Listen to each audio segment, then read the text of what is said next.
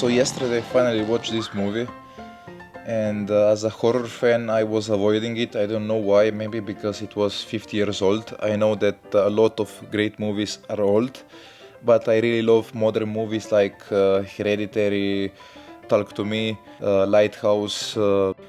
This doesn't mean that I don't appreciate other movies, but it's a little bit harder for me to watch them, but lately I've been watching them more. Don't kill me for this. What I was very impressed about this movie, even though it's 50 years old, it's how disturbing it was. Because at that times maybe it could be a little bit scandalous to release something like this.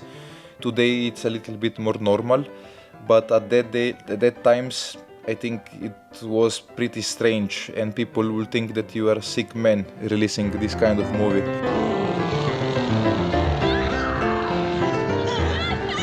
Yes, you can notice that it's an old movie when there is a scene of a main character falling off a cliff, and it's, I don't know, it's a little bit funny, but you appreciate it because it's an old movie.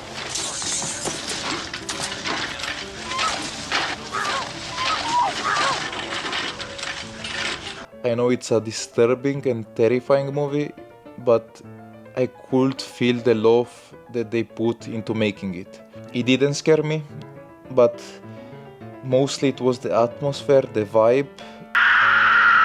It was like a memory from my childhood. I hope that I didn't live something like this, but it was like I already seen it, even though I didn't see it. What? Bro, what are you talking about, man? If you watch the movie, you will remember probably the final scene when Leatherface is dancing on the sunrise. And it was, I really love the colors. I was like, I want my movies to look like this movie because it's pretty cool. Also the grain and everything. I also was watching a little bit of the behind the scenes, and it's very inspiring to see that it was low budget, like Leatherface, the actor. He had just one change for his outfit, and he was smelling really bad because this movie was shot on summer and nobody wanted to sit near him, and he was pretty big too. I mean, he was one big of a man. I don't know if he's still alive.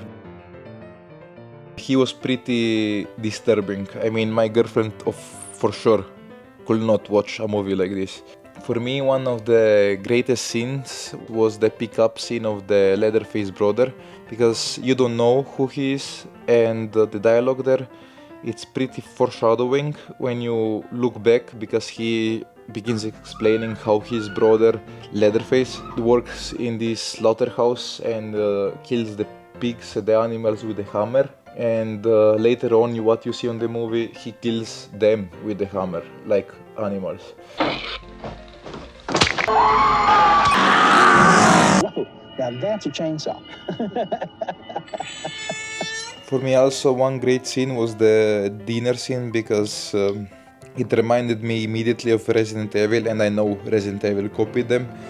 And also the grandpa trying to kill the girl, like, for me it's something very disturbing when you see somebody trying to kill somebody, but he's having difficulties in doing it. Like, it's pretty weird because he has the hammer and he doesn't have the strength to hit in the head, and the hammer falls from his hand a lot of times, and then they help him holding the hammer, trying to hit the head. It was like very weird.